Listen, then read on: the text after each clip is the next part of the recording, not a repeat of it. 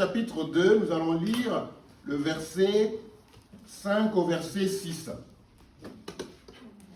Et vous-même, comme des pierres vivantes, édifiez-vous pour former une maison spirituelle, un saint sacerdoce, afin d'offrir des victimes spirituelles agréables à Dieu par Jésus-Christ. Alléluia. 6. Car il est écrit dans l'Écriture, « Voici, je mets en Sion une pierre angulaire, choisie précieuse, et celui qui croit en elle ne sera point confus. » Amen. Amen. Gloire au Seigneur. Donc, il y a beaucoup de pierres vivantes. Il le dit, il y a beaucoup de pierres vivantes. Ces pierres que nous sommes, vous et moi, nous sommes édifiés pour former une maison spirituelle. L'Église est une maison spirituelle. C'est vous, c'est moi, c'est nous tous. Alléluia. Un saint sacerdoce. C'est-à-dire, quand nous nous mettons ensemble, ce que nous devons faire, nous constituons un saint sacerdoce. Nous élevons un culte à notre Dieu. Alléluia. Gloire au Seigneur. Donc, le culte n'est pas une histoire des chantres et du pasteur. C'est nous tous qui participions à ce culte. Alléluia. Gloire au Seigneur. Et donc, afin d'offrir des victimes spirituelles agréables à Dieu par Jésus-Christ. Alors, verset 6, il dit, « Car il est dit dans l'Écriture, voici je mets à Sion une pierre angulaire. » Si nous tous nous sommes des pierres vivantes, eh bien, il y a une pierre angulaire, Jésus-Christ. Alléluia. Cette pierre, là il le dit, elle est angulaire, choisie, précieuse. Les autres pierres que nous sommes des pierres vivantes. Mais Jésus-Christ, là il le dit, qu'il est la pierre angulaire, choisie. Qui sont des maçons ici? Qui ont fait la maçonnerie? Il n'y a pas des maçons? Il a été maçon. La pierre angulaire, vois un peu, cette pierre angulaire, c'est celle qui donne la direction. Alléluia. Donc si tu as manqué de direction, eh bien approche-toi, accroche-toi auprès de cette pierre angulaire. Alléluia. Donc elle est non seulement angulaire, elle est aussi choisie. Donc Jésus-Christ, et Dieu est allé choisir Jésus-Christ. Alléluia. Il y avait des anges. Il y avait l'ange Michael, l'ange Gabriel, mais Dieu est allé choisir Jésus-Christ. Alléluia. Les anges pouvaient se dire, mais pourquoi lui? Il y en a un qui a posé cette question-là, qui a voulu se comparer à Dieu. On connaît son sort. Alléluia. J'ai dit, mais moi aussi, parce que nous voulons nous recommander nous-mêmes. Mais moi aussi, non. Moi aussi, le Seigneur me parle. Moi aussi. Alléluia. Mais le Seigneur choisit. Et quand il a choisi, ça devient notre choix. Gloire au Seigneur. Donc, la pierre angulaire, choisie, précieuse, et celui qui croit en elle ne sera point confus. La plupart de nos confusions, aujourd'hui, c'est parce que nous ne croyons pas vraiment. Nous avons des doutes. Nous croyons à certaines choses et nous ne croyons pas à certaines choses. Nous croyons que le Seigneur peut guérir le rhume, mais nous ne croyons pas qu'il peut guérir le cancer. Parce que tellement les médias ont parlé du cancer comme étant la catastrophe. À l'époque, c'était aussi comme ça avec la peste. Mais Jésus-Christ, ayant des gens qui avaient la peste sont venus vers lui. Il a dit, allez, sois purifié. Comme ça. Alléluia. Donc ça veut dire que dans notre tête, tellement il y a des choses qui se racontent, nous avons mystifié les maladies. Il y a des maladies qui sont mystifiées. Et même quand on prie, si on n'est pas conscient, on n'est pas connecté au Saint-Esprit, on va vouloir prier plus quand il s'agit d'un cancer et prier moins quand il s'agit... Non, toutes les maladies devant Dieu, c'est pareil. Amen. Quand Dieu guérit, il guérit. Amen. Alléluia. Cancer ou n'importe quel nom, il guérit. Amen. Gloire au Seigneur. Donc, Dieu a ses choix. Et quand il choisit, eh bien, il est souverain, nous devons reconnaître cela. Alléluia. Donc, dans le livre de Corinthiens, plutôt, on va voir Éphésiens chapitre 4.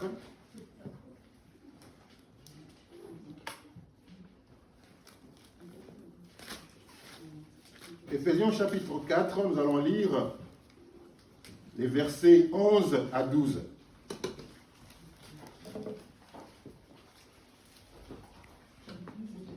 Il a été donné les uns comme apôtres, les autres comme prophètes, les autres comme évangélistes, les autres comme pasteurs et docteurs, pour le perfectionnement des saints en vue de l'œuvre du ministère et de l'édification du corps de Christ. Alléluia. Dans d'autres livres, on dit, il a choisi les uns comme apôtres, il a choisi les autres, ainsi de suite. Donc c'est Dieu qui choisit.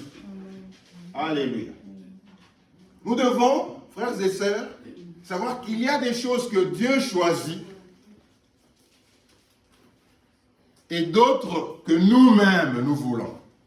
Alléluia. Il faut toujours se poser la question, est-ce que c'est Dieu qui m'a choisi pour faire telle chose? Parce que Dieu, quand il choisit pour une mission quelconque. Quand Dieu te choisit, chaque fois que Dieu est allé prendre quelqu'un de son environnement, c'était pour une mission quelconque. Alléluia. Mais nous pouvons tous être des pierres vivantes. Ne sois pas une pierre qui dort. Il faut que tu sois vivante. Ou une pierre qui est couchée. Alléluia. Donc, Dieu a choisi les uns comme pasteurs, les autres. Frères et sœurs, j'ai dit le dimanche passé, Dieu a choisi le pays dans lequel tu devais naître. Dieu a choisi la famille dans laquelle tu devais naître. Dieu a choisi la période pendant laquelle tu devais vivre. Alléluia. Alors, maintenant, si Dieu choisit la famille dans laquelle tu dois naître, ça veut dire que c'est un choix de Dieu. Il n'y a personne qui va dire non, mais moi je refuse de naître. Quand on est dans une famille quelconque, on ne choisit pas. C'est Dieu qui choisit. Et il sait pourquoi il choisit. Alors, il peut y arriver que dans cette famille, qu'il y ait un passé de, c'est pas moi, de cancer, un passé, c'est pas moi, de diabète, ainsi de suite. Mais Dieu a choisi quand même que vous naissiez dans cette famille-là. Alléluia. Parce que la Bible dit que tout ce que Dieu fait, il le fait bien. Dieu ne fait pas d'erreur. Alléluia. Dieu ne fait pas d'erreur. Il ne faudrait pas que nous commencions à douter des choix de Dieu. Pourquoi je suis né dans cette famille? Ce n'est pas possible. Pourquoi je suis venu avec ces gens? Ce n'est pas possible. Ils sont tous comme ça. Alléluia. Si tu t'approches devant Dieu avec cette attitude, mais pourquoi je suis venu dans cette famille? On ne m'aime pas. Dieu a voulu exactement que tu viennes de cette famille-là, parce qu'il a non seulement un but pour toi, ou un projet pour toi, mais il a aussi, frères et sœurs, une mission pour toi, d'abord dans ta famille. Amen. Alléluia. D'abord dans ta famille. C'est la première mission. C'est notre famille. C'est-à-dire que de la famille dans laquelle nous naissons, Dieu, comme il nous a choisis, parce que ce qui arrive, c'est que c'est pas... Donc, on vient d'une famille, mais il n'y a que toi que Dieu a choisi pour que tu rencontres sa parole. Il n'y a que Dieu, il n'y a que toi à qui Dieu a fait connaissance. Dire que moi, Dieu a fait connaissance. Alléluia. Un jour, tu étais dans ta vie et Dieu t'a rencontré. Alléluia. Il a fait connaissance avec toi. N'est-ce pas une bonne chose? Alléluia. Et toi, il t'a sorti de ce milieu-là, de cette famille-là, pour que tu sois le premier intercesseur de cette famille-là. Alléluia. Il ne faut pas dire pourquoi je suis né dans cette famille des gens qui sont, c'est pas moi quoi. Pourquoi pas? C'est ta famille. C'est là que Dieu a voulu que tu naisses. Tu as une mission déjà pour ta famille. Alléluia. Donc, Dieu choisit les uns comme apôtres. Et alors, dans le ministère, lorsque Dieu choisit les uns comme apôtres, ainsi de suite, il faut croire que ce n'est pas parce que quelqu'un est prophète qu'il ne peut pas avoir un don un don pastoral. Alléluia. Ça, c'est des dons qui sont dominants. C'est des ministères qui sont dominants. Parmi nous, il y a des gens que Dieu a appelés pour être évangélistes. Même si pour le moment, ça ne se voit pas encore. Alléluia. Et il ne dit pas, il a fait les uns docteurs, il a fait les uns charpentiers, il a fait les uns bouchers, il a fait les... Non, ça c'est une mission, ça c'est une mission suprême. Parce que être boucher, je peux l'être aujourd'hui, et demain devenir charpentier. On en parlait avec Karim ce matin. Les jeunes aujourd'hui, ils commencent les études, ils font 3 années de droit, et puis après, ben je ne veux pas ça. 3 années de perdu, et puis allez, je vais faire pharmacien maintenant. Alléluia. 2 années de littérature, et puis non, mais je vais faire histoire. J'ai l'impression que je ne sais pas pourquoi on doit aider les frères et les sœurs à savoir faire les choix pour ne pas perdre du temps. Alléluia. Donc il y a des caractères qui sont dominants. On peut devenir ce que l'on veut, mais ces ministères ici, c'est plus profond, frères et sœurs. Ça va au-delà de tout ce que nous pouvons faire pour vivre. Là, c'est vraiment la mission de Dieu. Je sens un peu dans mon cœur d'aller gagner les âmes. Alors nous tous, on peut bien gagner les âmes, mais il y en a pour qui c'est vraiment ancré dans leur cœur. Ils n'ont de soucis que pour ça. Chaque jour, ils prient, rien que pour les âmes. Alléluia. Gloire au Seigneur. Donc, Dieu fait ce choix-là. Et quand il fait ce choix-là, eh bien, il a fait ce choix. On ne va pas discuter et dire pourquoi lui et pourquoi moi. Alléluia. Pourquoi pas toi d'ailleurs? Pourquoi tu veux que ce soit les autres? Il faut que ce soit toi. Cette mission-là, c'est pour toi. C'est toi qui dois faire ce travail-là. Dis après moi, c'est moi. C'est moi. C'est moi. C'est moi. Voilà. Alléluia. Mais Dieu a choisi aussi une ville. Alléluia. Il a choisi un lieu. On va aller dans 2 Chroniques au chapitre 6. 2 Chroniques au chapitre 6.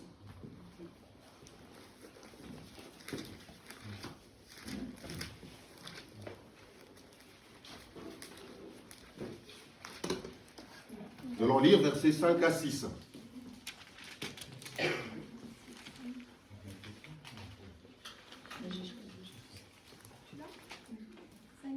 Oui. Depuis le jour où j'ai fait sortir mon peuple du pays d'Égypte, je n'ai point choisi de ville parmi toutes les tribus d'Israël pour qu'il y fût bâtie une maison où résidât mon nom, et je n'ai point choisi d'homme pour qu'il fût chef de mon peuple d'Israël. Mais j'ai choisi Jérusalem pour que mon nom y résidât, et j'ai choisi David pour qu'il régnât sur mon peuple d'Israël. Alléluia. Dieu dit, j'ai choisi Jérusalem. Alléluia. Je n'ai point choisi d'autres villes, mais j'ai choisi Jérusalem. J'ai choisi un lieu quelconque. Et je voudrais que vous tous, que vous puissiez obéir à ce choix-là. Alléluia. Je vous dis, si tu es contre Israël aujourd'hui, tu es contre Dieu.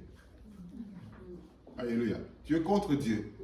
Ce n'est pas parce que c'était un peuple beau, ou intelligent, ou saint. Ils n'ont jamais été saints du tout. Mais Dieu a choisi ce peuple-là. Alléluia. Jérusalem, Israël. Mais la bonne nouvelle, c'est que Dieu a choisi aussi l'Église. Alléluia. Gloire au Seigneur. Donc nous sommes les choisis de Dieu. Race choisie. Race élue. Sacerdoce royal. C'est Dieu qui le dit. Donc Dieu nous a choisis. Tu es un choix de Dieu. Amen. Alléluia. Dis pour moi, je suis un choix de Dieu. Je suis un choix de Dieu. Tu peux le dire avec fierté, frères et sœurs. Dieu t'a choisi. Alléluia. Tu es un choix de Dieu. Même si tu ne t'aimes pas toi-même. Alléluia. Il y en a qui ne s'aiment pas. Il y en a qui ne s'aiment pas. Se regarde dans le miroir et il dit, bah, c'est pas possible, toi je ne t'aime pas. Toi je ne t'aime pas. C'est pas possible. Mais même si toi tu ne t'aimes pas, Dieu t'aime. Amen. Et il t'a choisi. Alléluia. Et chaque jour, il veille sur toi. Que tu le veuilles ou pas. Que tu sois en colère ou pas. Il est là, il veille sur toi. Quand Dieu choisit un lieu, quand Dieu choisit une ville, ce choix-là devient notre choix. Si je vais aujourd'hui, je vais à la SNCF, je vais acheter un billet pour aller à Paris, par exemple. Le billet est écrit à l'école Mar Paris. Je gagne le billet, n'est-ce pas? Bon. Le jour où je dois partir, si je ne vais pas à la gare, si je ne montre pas dans le train, je peux garder le billet, mais ça ne va rien dire. La SNCF va organiser un train pour aller vers Paris. Qu'est-ce que tous ceux qui seront dans le train auront en commun? C'est que tous, ils vont aller vers Paris. Alléluia. Donc, dès que la SNCF va choisir un train, celui-là qui va à Paris, donc tous ceux-là qui vont se retrouver dans ce train-là, vont tous se retrouver à Paris, vont aller à Paris. Bien sûr s'il n'y a pas d'accident, n'est-ce pas? Gloire au Seigneur. Parlons en conditions normales. D'accord. Donc ça veut dire que, des fois, Dieu peut choisir un lieu, un endroit. Tous ceux qui vont se retrouver dans cet endroit-là vont bénéficier des bénédictions de cet endroit-là. Amen. Alléluia. Gloire au Seigneur. Ça veut dire que, des fois, Dieu, au lieu de choisir une personne, il va choisir une ville, il va choisir une église, il va choisir un lieu, et tous ceux qui vont se retrouver dans ce lieu-là, alléluia, tous ceux-là vont bénéficier des grâces du Seigneur. Alléluia. Il y a des fois, les gens ont la guérison juste parce qu'ils se sont retrouvés dans un endroit où il y a la présence de Dieu. Alléluia. Et qu'on a été là, on a prié, on a demandé la présence de Dieu. Tous ceux qui rentrent dedans, ils sont guéris. Vous vous rappelez de ce boiteux qui était à la piscine de Siloé? Il suffisait seulement qu'il se jette, qu'il se retrouve dans l'eau lorsqu'il était agité pour qu'il soit guéri. Et son problème, c'était qu'il n'a trouvé personne pour le jeter dans l'eau, de façon à ce qu'il puisse être guéri. Donc l'eau à ce moment-là était une eau qui était bénie. C'était un lieu où tous ceux-là qui se retrouvaient dedans, qui étaient le premier à se jeter dans la mer, tous ceux-là étaient guéris. Donc des fois, Dieu peut juste choisir un lieu. Ça sera maintenant à ta décision à toi.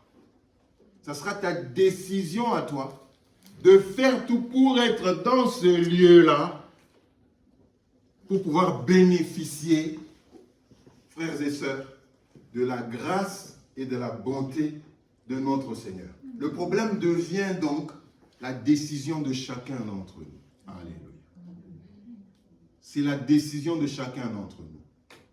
L'Église de Dieu, la parole de Dieu est comme ce train-là. Alléluia. La parole de Dieu est comme ce train-là. La parole de Dieu, c'est Dieu qui a... Dieu est dans sa parole. Donc, chaque fois que nous allons tous nous retrouver dans cette parole, nous allons croire à cette parole, nous allons expérimenter les merveilles liées à cette parole-là. Alléluia. Donc, Dieu, frères et sœurs, des fois peut choisir seulement un lieu. Alors, Éphésiens au chapitre 1er.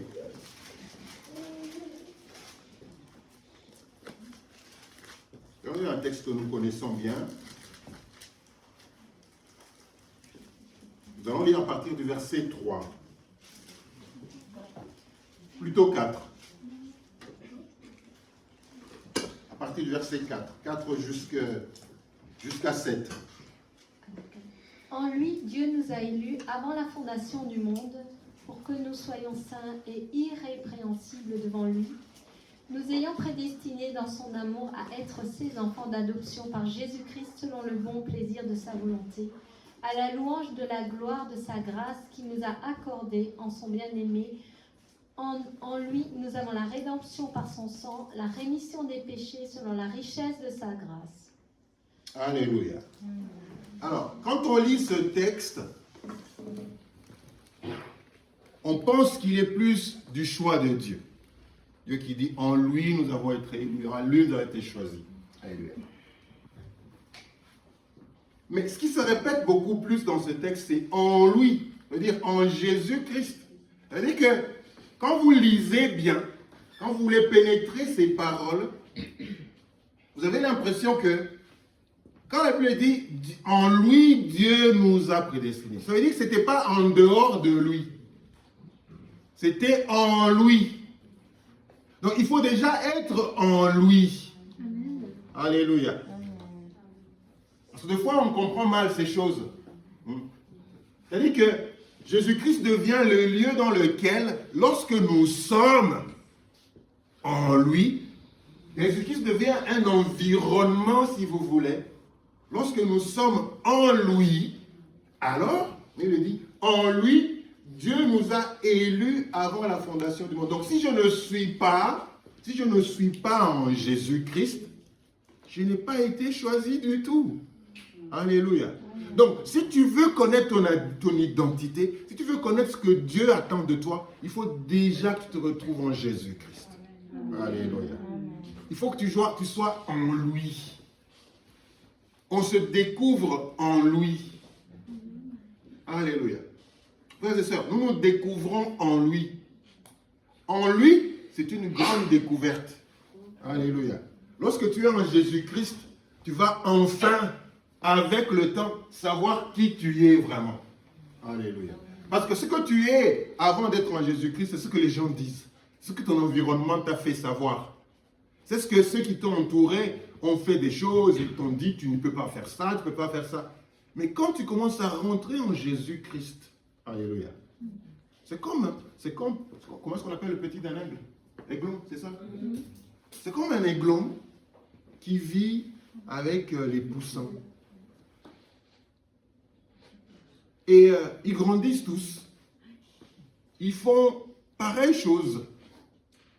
Ils se considèrent comme étant pareils, identiques. Ils font les mêmes choses. Nous sommes tous de petits et grandissent. Jusqu'à un moment où l'aigle va se dire, ben non. Un jour, il va peut-être essayer de voler un peu. Il se voit en train de voler. Il se dit, non mais c'est pas possible. Donc on n'est pas pareil. Notre environnement cherche à nous mettre dans des boîtes. Notre environnement cherche à nous limiter. Notre environnement a cherché à nous dire ce que nous devons faire, ce que nous ne devrions pas. Non, toi, tu ne peux pas y arriver. Non, mais toi, tu n'es pas intelligente. Non, mais toi, tu es bonne à rien. Non, vous êtes comme ça. C'est ça le monde. C'est ça l'environnement dans lequel nous vivons. C'est un environnement qui est à l'aise lorsque les gens sont dans des boîtes. Ceux-là, c'est les colmariens. Alléluia. Ceux-là, c'est les gens de Munster. Vous savez, les gens de Munster, ils sont comme ça. Vous savez, les colmariens, ils sont comme ça. Vous savez, le monde, il est content. Il est content quand on parle des choses. Ceux-là, des partitions. Alléluia. Le monde, il est content comme ça. Mais lorsque nous pénétrons en Jésus-Christ, en lui, lorsque nous sommes en lui, il n'y a pas de... Comment est-ce qu'on appelle les gens de Munster? Monstérois? Je ne sais pas. Monstérien? Donc, ça veut dire que lorsque nous sommes en Jésus-Christ,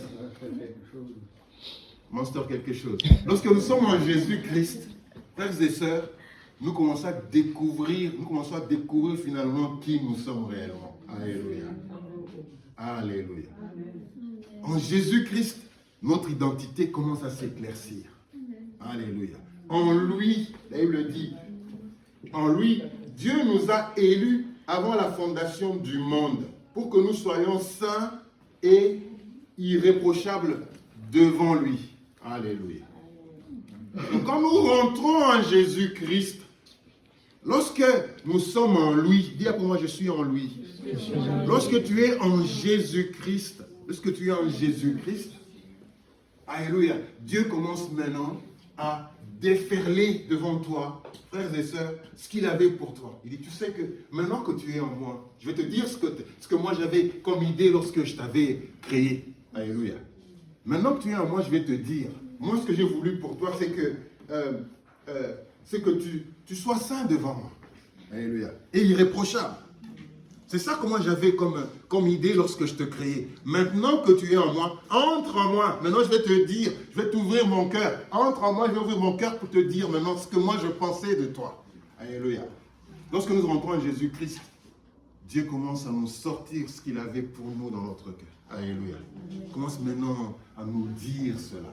Alléluia. Donc nous soyons saints et irréprochables devant lui. Il dit, j'étais prédestiné dans mon amour à être mes enfants d'adoption. Alléluia. Donc quand tu rentres en lui, du coup, Dieu t'adopte. Alléluia. Dieu t'adopte. Tu deviens un enfant d'adoption. Nous sommes tous adoptés. Frères et sœurs, nous avons les mêmes droits que qui? Jésus-Christ. Oh, tu as les mêmes droits que Jésus-Christ. Un enfant adoptif, un autre enfant, ils ont les mêmes droits. Sinon, ça ne sert à rien d'adopter. Ça ne sert à rien d'adopter. Maintenant, si Dieu t'a adopté, dis pour moi, Dieu m'a adopté. Alléluia. Si Dieu t'a adopté, frères et sœurs, non mais, il y a des choses que nous ne comprenons pas. Nous ne nous mettons pas vraiment, nous ne nous asseyons pas et nous commençons à pénétrer la profondeur de ces paroles. Nous les lisons comme ça. Nous les lisons comme ça, frères et sœurs. Quand nous passons le temps à comprendre, je suis un fils adoptif de Dieu, qu'est-ce que cela veut dire? Mais si je suis un fils adoptif, qui est l'autre fils? Jésus-Christ. Tu commences à te comparer à des choses comme ça. Tu commences à comparer ton identité. Jésus-Christ, c'est mon frère, c'est mon Seigneur. Alléluia. C'est mon Seigneur, c'est mon frère. D'adoption par Jésus-Christ, selon le bon plaisir de sa volonté. Encore une fois, c'est Dieu lui-même qui a voulu que tu n'as fait aucun effort. Tu n'as fait aucun effort. Il n'y a rien, je vous ai dit, frères et sœurs, que l'homme peut faire de son côté pour essayer de dicter le choix de Dieu. Dieu, il te choisit toi. Alléluia. Il te choisit toi. Pourquoi? Il le dit, selon le bon plaisir de sa volonté. Ça veut dire que quand il te choisissait, il était content. Il avait le plaisir de dire, allez, c'est toi. Alléluia. Amen. Ce n'est pas l'autre, c'est toi. Lorsqu'il est venu dans ta famille, il a regardé. Ok, grand-père. Non, pas celui-là. Non, pas celui-là. Non, pas celui-là. La maman, non. Non, mais toi. Et quand il te choisissait, il était content. Alléluia. Selon le bon plaisir de sa volonté. Alléluia. Donc, quand Dieu te choisissait, il était content. Il était fier de son choix. Pourquoi ne l'es-tu pas? Alléluia. Il était fier de son choix. Fier, très fier de son choix. Pour faire quoi? On ne te choisit pas pour rien. On ne te choisit pas pour que juste parce qu'on t'a choisi. Non, allez, Dieu m'a choisi, c'est fini. Alléluia.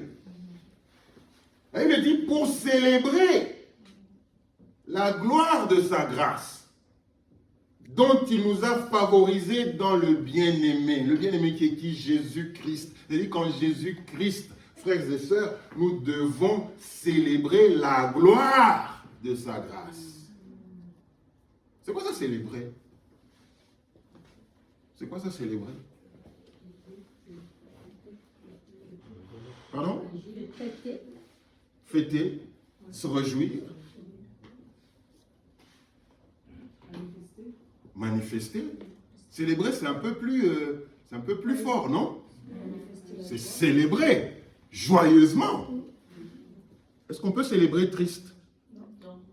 Alors là, ce n'est pas la célébration, c'est les pleurs. Donc, célébrer. Ça veut dire que nous devons célébrer la grâce qui est dans le bien-aimé, qui a été choisi par notre Père. Vous savez, si vous êtes vraiment connecté à cette parole, je pense que vous allez passer le plus gros de votre temps joyeusement. Joyeusement.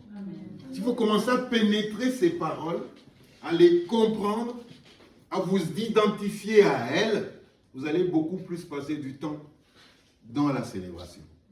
Alléluia. Il y a des gens qui n'ont jamais de soucis. Il y a des gens qui ne se soucient de rien. Qui rient de leurs soucis. Il y a des gens qui rient de leurs soucis. Il y a des gens qui se disent, quoi, je n'ai rien. Oh non, je me réveille. Oh non, non, non. Il y a des gens qui rient de leurs soucis, qui rient de leurs problèmes. Pourquoi? Parce qu'ils savent en qui ils sont. Alléluia. Ils savent qu'ils sont en Christ. En lui, ils commencent à dérouler tout ça. Il nous a favorisés dans le bien-aimé. Il te choisit pour te favoriser. Ça veut dire que tu es favorisé par rapport aux autres. Lorsque Dieu te prend, lorsqu'il te choisit dans ta famille, tu deviens favorisé. Amen. Même si je vois les autres en train d'exceller, en train de devenir ceci, de devenir riche. Mais lorsque Dieu m'a choisi, je suis favorisé. Yes. Alléluia. Je suis favorisé. Amen. C'est ça, célébrer. Ça veut dire quoi? C'est de dire tout ça. De me réjouir en tout ça. C'est de parler de tout ça. C'est d'être joyeux quand je parle de tout ça. Alléluia. Notre joie doit être contagieuse. Alléluia. Lorsqu'on se retrouve quelque part et qu'on s'identifie à ce que le Seigneur est en train de dire, frères et sœurs, eh bien, ça doit se propager. Alléluia. Ça doit se propager. Les gens vont commencer à venir vers toi en masse, en nombre. Ils vont se dire, non mais là-bas, même quand il y a des raisons pour être triste, mais on ne voit jamais la tristesse. Alléluia. Même quand il y a des raisons pour pleurer, des fois il faut pleurer, c'est bien. Même quand il y a des raisons pour pleurer, eh bien, on loue plutôt. Alléluia. Pierre, Paul et Silas, en prison, mais ils louent. Une condition qui est censée être une condition difficile, ben non, ils louent. C'est ça. J'ai essayé, ça n'a pas marché. Qu'est-ce que j'ai fait? Allez, je loue. Je suis parti là-bas, on ne m'a pas reçu. Qu'est-ce que j'ai fait? Je loue. Alléluia. Je loue le Seigneur, je le célèbre. C'est ça qui va faire la différence. Et pourquoi tu le fais? Parce que tu sais que tu as été choisi dans le bien-aimé pour célébrer, frères et sœurs, la grâce de notre Dieu. Tu as été choisi. Et quand Dieu te choisissait, eh bien, c'était dans son bon plaisir, le bon plaisir de sa volonté. Alléluia. Donc Dieu n'a pas fait un choix comme un choix de cartes. Allez, on jette les cartes, ainsi de suite. Non, Dieu était conscient quand il te choisissait. Il a choisi. Il savait que je vais dans la famille de tel, je vais choisir celui-là ou celle-là, je vais lui confier telle ou telle autre mission. Dieu savait ce qu'il faisait. Il ne faut pas penser que Dieu ne savait pas. Il était surpris. Il a choisi et puis il dit, oh, mais pourquoi est-ce que j'ai choisi celui-là? Oh non, mais ce n'est pas possible. Pourquoi je l'ai choisi? Il ne répond pas aux critères. Non, Dieu ne fait pas d'erreur. Dieu, quand il t'a choisi, il était content de te choisir. Alléluia. Il était content de te choisir. Gloire au Seigneur, on va terminer. 7, on dit, en lui, nous avons la rédemption par son sang. On n'a pas la rédemption en dehors de Jésus-Christ. Il faut déjà être en lui pour bénéficier de cette rédemption. Amen. Alléluia. Gloire au Seigneur. C'est quoi ça la rédemption? La rédemption, c'est la restauration. C'est la restauration. Alléluia. La rédemption, c'est la restauration. C'est le rachat. Alléluia. C'est le rachat. C'est un échange. Le rachat, ça veut dire que j'ai été acheté pour la première fois. Et puis j'ai été vendu. Et puis finalement, Jésus-Christ est venu me racheter. Le racheter, ça veut dire que c'est revenir à son propriétaire originel. Alléluia. Ça veut dire que le péché nous a dénaturés. On a été vendu au péché. Mais Dieu a réalisé, non, ça c'est mon enfant. Je l'avais déjà choisi, moi. Et quand je le choisissais, j'étais content, j'étais heureux. Non, non, non, non, Jésus-Christ, où es-tu? Où es-tu? Où es-tu, Jésus-Christ? Il a regardé les anges. Gabriel, non, non, non, pas toi. L'autre là, non, non, non, pas toi. Michael, non, non, non, non, non, non, non, non, Jésus-Christ, je cherche Jésus-Christ. Allez, viens, va là-bas. Va me racheter tout cela. Alléluia. C'est ça la rédemption. C'est-à-dire qu'on revient maintenant vers notre propriétaire originel. On va se retrouver, c'est comme un enfant, comme l'enfant prodigue qui revient dans la maison de son père. Alléluia. Il a fait trop de mal, il a gaspillé beaucoup d'argent, beaucoup d'énergie à ne rien faire. À un moment, il s'est dit, non, non, non, non, non, non, non. Moi, j'ai quelqu'un là, j'ai un père là. Je vais quand même aller, même si on ne m'accepte pas comme je suis, même si on peut m'accepter avec un autre niveau. Non. C'est ce qui a été fait au commencement qui compte. Tu es fils. Que tu sois parti déambuler à gauche et à droite, tu t'es dénaturé quand même. Tu as encore l'identité de Christ. Alléluia. Dieu ne rejette pas ce qu'il a adopté. Alléluia. Dieu ne rejette pas ça. Donc en lui, nous avons la rédemption par son sang, le pardon des péchés selon la richesse de sa grâce. Le pardon des péchés selon la richesse de sa grâce. La grâce de Dieu est tellement riche que même ton péché, quand Dieu vient te racheter, la grâce, elle est tellement riche, elle est tellement puissante que Dieu, par sa grâce, ça veut dire que tu n'as pas payé quelque chose, c'est pas parce que tu es le meilleur, c'est pas parce que tu es belle ou tu es beau, ou que tu parles bien. Non, non, non. Encore une fois, sa grâce, c'est lui qui prend le devant. C'est lui qui prend le devant. C'est lui qui commence. C'est lui qui initie. Alléluia. C'est Dieu qui initie. Même quand il fallait nous aimer, c'est lui qui nous a aimés le premier. Alléluia. C'est pourquoi il n'y a pas quelque chose il n'y a rien de plus que tu puisses faire pour que Dieu t'aime encore plus. Non, Dieu t'aime seulement. Alléluia. Dieu t'aime. Vous pensez que non, parce que je vais faire ça, alors il va m'aimer plus. Non, non, non. Dieu t'aime.